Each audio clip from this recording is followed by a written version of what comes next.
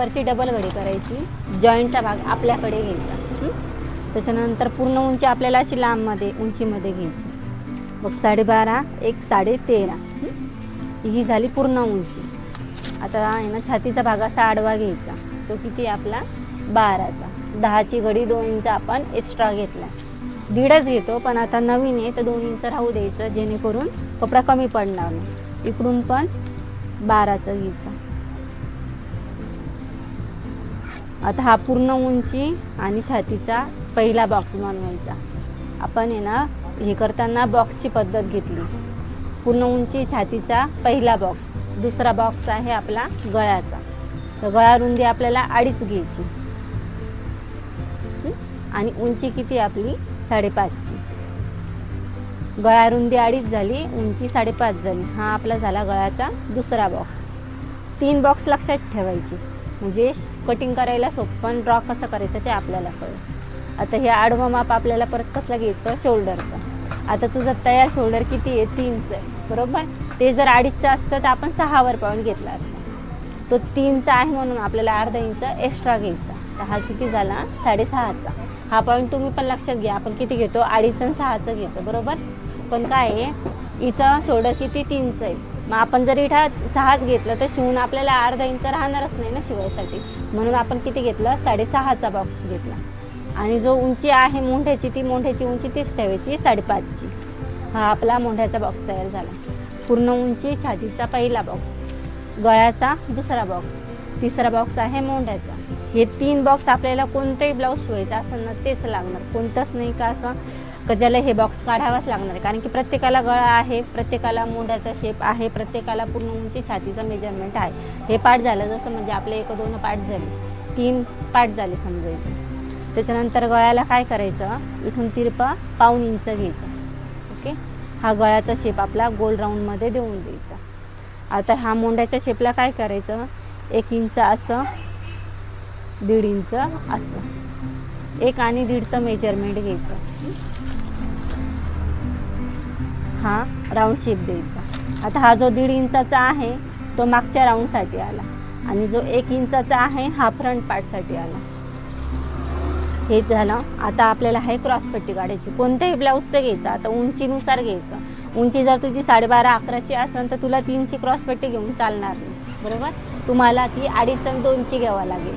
जसं आता इंची हाईटला किती 12ची उंची लागते बरोबर, मग हिला 3चं घेऊन चालणार नाही कारण की वरचा पॉईंट छोटा राहणार. मग तुला 2.5ची आणि 2ची क्रॉसपट्टी ठेवायची. ज्याचं हाईट कमी असेल त्याची, जे हाईटला असेल 13.5 14.5 मग त्यांना 3चंच ठेवायचं. पर 15पर्यंत ब्लाऊज जातं तर मग त्याला 3.5 आणि 3चं ठेवायचं. म्हणजे हे आणि अर्धा इंचावरती घेऊन 4चं घ्यायचं, जेणेकरून जे पॉईंट आहे ते पॉईंट बरोबर वरती बसेल. क्रॉसपट्टीनुसार हाईट ब्लाऊजची वाढणार. तर आता हिची आहे 13.5, शिवून तिला 12.5 पाहिजे, तर 3 आणि 2.5चंच मेजरमेंट घ्यायचं. असा क्रॉसमध्ये आपल्याला इथं जॉईंट करायचा. आता असं घेऊन अर्धा इंच वर घ्यायचा, हा असा शेप द्यायचा. आता तुम्ही डायरेक्टली 3.5 करू शकतात, पण जो शेप पाहिजे ना प्रॉपरली क्रॉसपट्टीचा तो बनत नाही. त्याच्यामुळे अर्धा इंच वर घेऊन आपल्याला ही क्रॉसपट्टी अशी द्यायची, जेणेकरून जो शेप आहे तो व्यवस्थित येणार. आता राहिलं आपलं हे 4 टक्सचं ब्लाऊज आहे. टक्स घ्यायची एकदम सोपी पद्धत. या क्रॉसपट्टीवर आपल्याला कोणताही ब्लाऊज असो, छोटी साईज 30, 32, 34 कोणतंही असो, फक्त लय असं 38, 40 तर 4.5वर घ्यायचा. बाकी 28 ते 32पर्यंत आपलं 4वरच राहू द्यायचं. आणि हे हाईटनुसार आपला 1.5 ते 2 इंच वाढवायचं. ही झाली आपला पहिला 4 आणि 1.25 1.5 ते 2च्या दरम्यान ते घ्यायचं. असं काही नाही का आपल्याला तेवढंच घ्यायचं. इथला दुसरा काय आहे, या दोघांचं सेंटर घ्यायचा कंपल्सरी हेच.